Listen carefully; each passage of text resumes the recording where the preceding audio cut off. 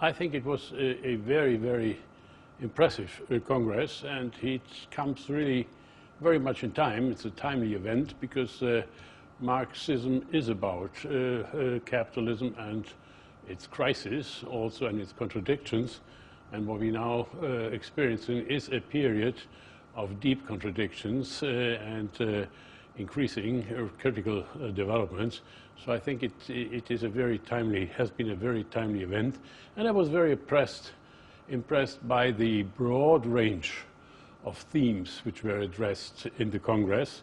I mean, I'm an economist, but there were not only economists, actually the minority of the participants were economists, and there were so many other themes which are very timely to address also in this period of crisis, the cultural and the debates, the theoretical debates about Marxism. I think they are very, very important because Marxism is not just one thing which has been written and then it's there once and forever, but it is a sort of living organism which is developed through debates and through the struggles, of course, of the people.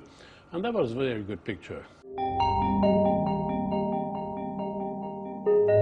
Well, I think the main driving forces has been the enormous amount of inequality which has been accumulated over the 30 past years. I mean, there has been a more or less continuous fall of the wage share in the production, in the gross domestic product of the countries in the centers of capitalism, and this led to a enormous imbalance on the top of the income pyramid. There was more and more money coming up, and on the bottom there was less left, and so the people couldn't buy the things which could have been produced with the money on the top, and therefore the money on the top actually was not rechanneled into the productive circle, but it was brought on the financial market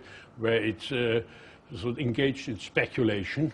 But not only speculation. I mean, what we are now seeing is a financial speculative bubble which bursts, and it's doing a lot of harm not only to the financial markets, the spillovers to the real economy, to production, and to, of course, the incomes of the people are very severe.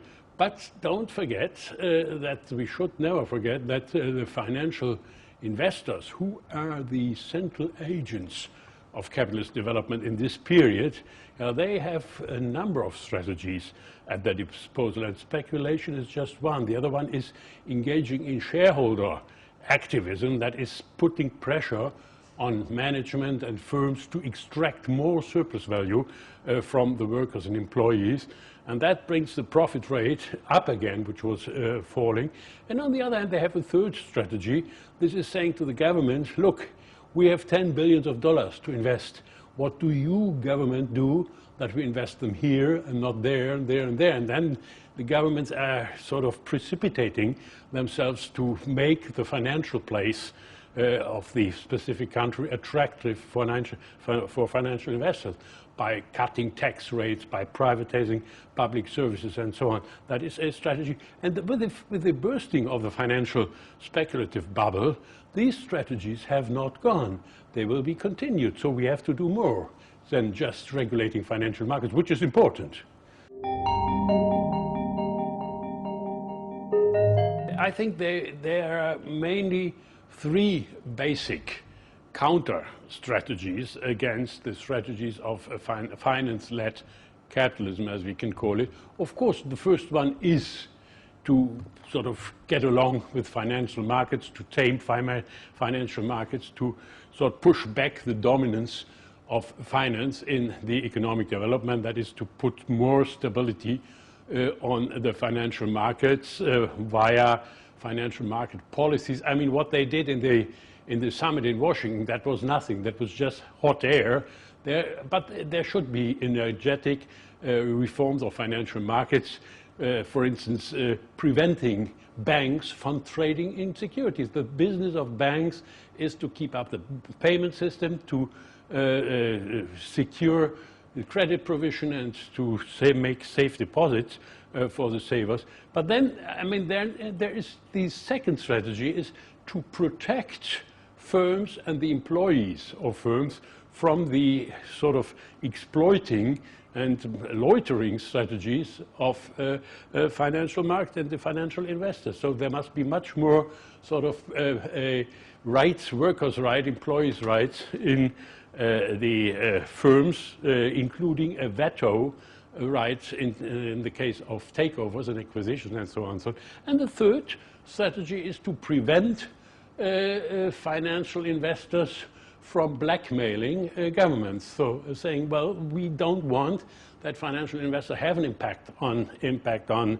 governments and parliaments, and therefore we need much more democracy in economic policy.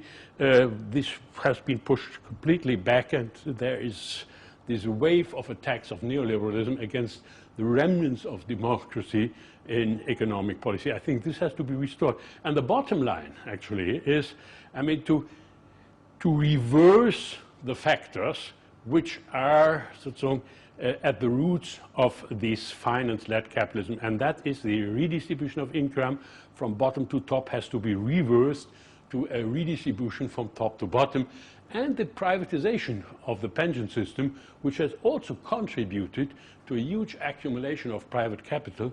This has to be reversed. Pension systems have to be made public pension systems which are financed through a pay-as-you-go system.